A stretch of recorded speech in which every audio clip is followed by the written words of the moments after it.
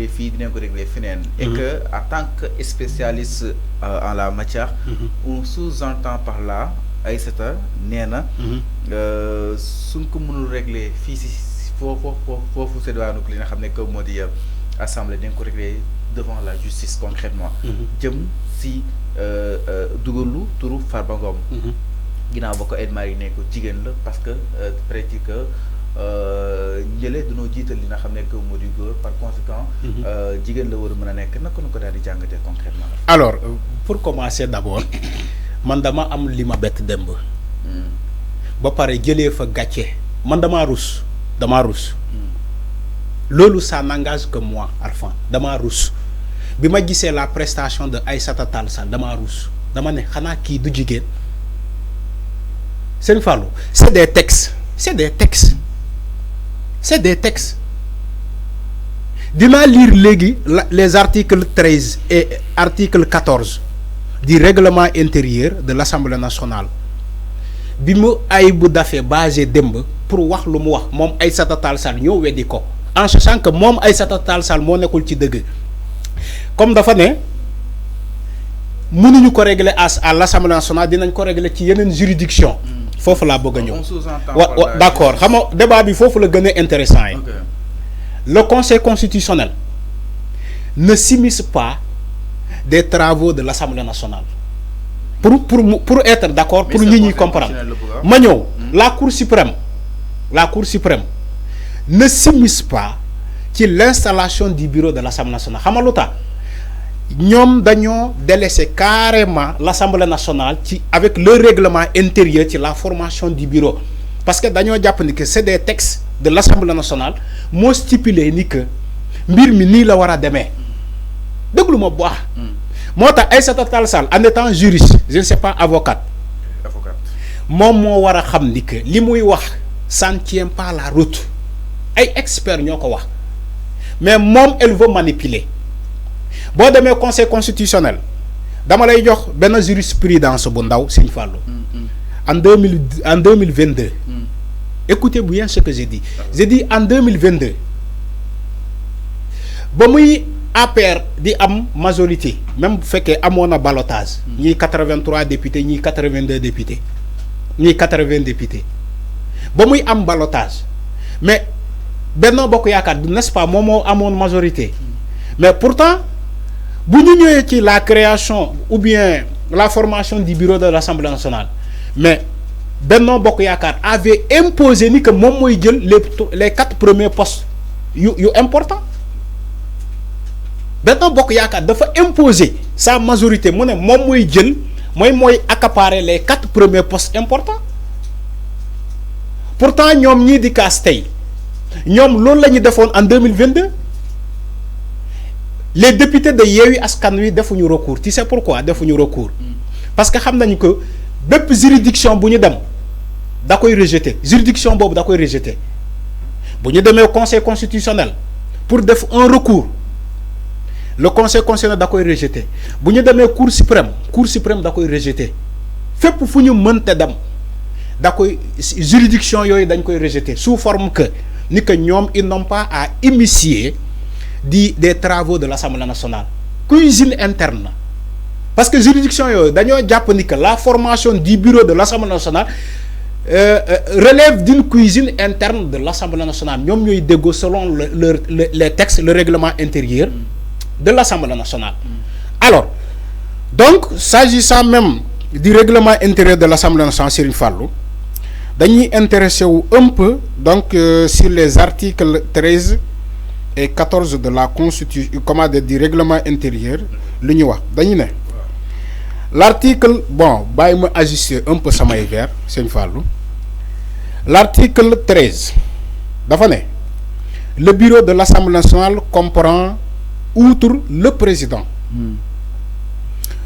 le premier vice-président le deuxième vice-président jusqu'au 8e vice-président loolu amul solo ma ñëw ci l'article 14 article 14 dafa ne le président de l'Assemblée nationale est élu au scrutin uninominal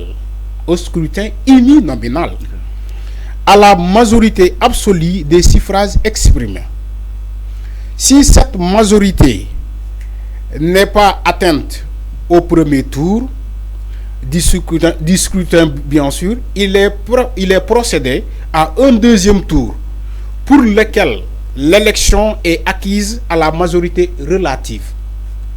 Donc, article 14 moo wax lo mais jeexul damay ñëw ci benen alinéa bi surtout toujours ci l'article 14 dafa né le vice-président, les secrétaires et les questeurs sont élus au scrutin de liste pour chaque fonction respectant la parité, surtout la parité homme-femme. Mabang-toi, les secrétaires, les questeurs, les vice-présidents sont élus au scrutin de liste pour chaque fonction respectant la parité homme-femme. Donc parité homme-femme bobo mom ngeen gis Ayib Daffé wax ko demb pour Aïssata Tall Sall comprendre ni que il y a des textes. Normalement si le 7e vice-président est homme góor la, normalement automatiquement le 8e vice-président devait être une femme pour ngeen comprendre. Mais Aïssata Tall Sall en tant que jigen mu am le 7e vice-président mu nek góor ñu ne leen yéen waa Takku Wallu andi leen ñu jigéen pour mu nek le 8e vice-président parce que ay texte ñoo ko wax la parité homme-femme. Aïssata Tall Sall a refusé. Est-ce que comprendre nga moo tax Ayib Daffé ne ko demal nga lire les articles 13 et 14. Donc article bi ma continuer touti dafa de Seigne Fallou excusez-moi hein, parce que dañoo bëgg yëf yi leer, il y avait tellement de bruit. Conformément au dispositif de la loi numéro 2010-11 du 28 mai 2010, chaque groupe de l'Assemblée nationale peut présenter une liste par fonction.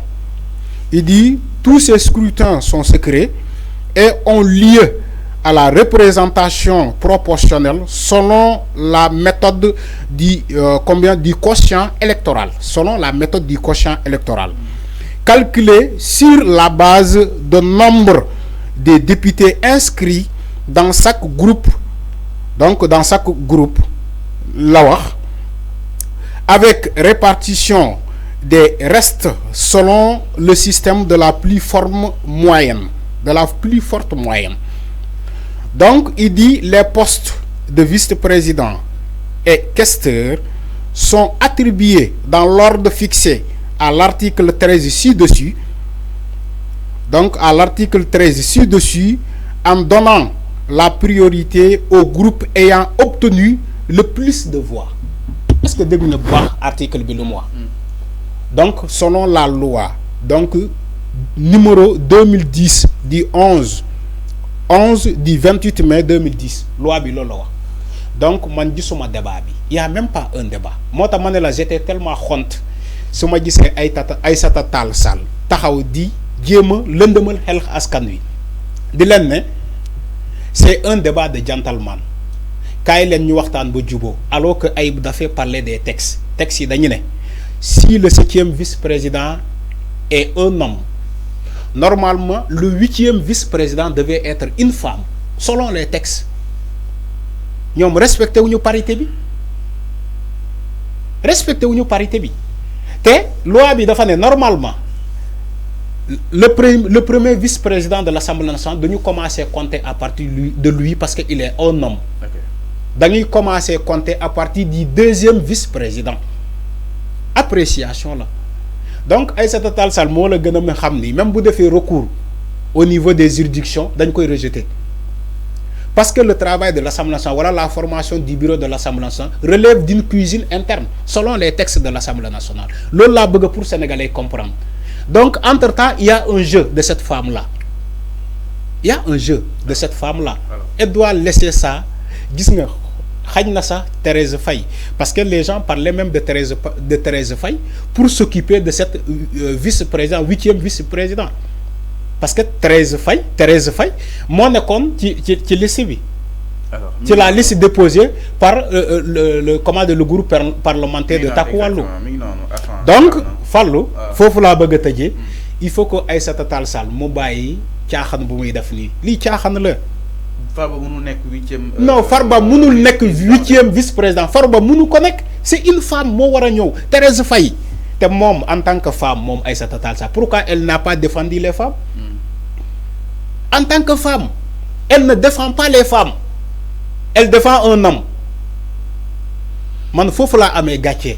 alors donc xam naa moom Thérèse Faye mere na ko démb lool daf ko mere. mais dama waxtaan bu jubóo. non Thérèse Faye mere na ko démb lool parce que postam la. alors donc le respect de la parité à l'Assemblée nationale mu daal di provoqué benn crise entre les groupes parlementaires bu Takku Wallu Sénégal et Pastef Farba Ngom initialement proposé par Takku Wallu comme 8e vice-président a été recusé par Pastef qui a insisté sur la nomination d'une femme pour ce poste. Jàppale itam les négociations sont enlistées lorsque Aïssata Sall, présidente du groupe Takku Wallu, a refusé de diligenter ou bien de désigner une femme à ce poste, bien que Pastef ait respecté la règle en choisissant un homme comme premier vice-président di ki nga xam ne que moo di Ismaïla. Face à l'impasse, le président bu Assemblée nationale El Malick Ndiaye mu daal di appliquer le règlement intérieur permettant au groupe Pastef ñu daal di nommer Ramatoulaye Bodian à la 8e vice-présidente après le départ des députés de Takku Wallu.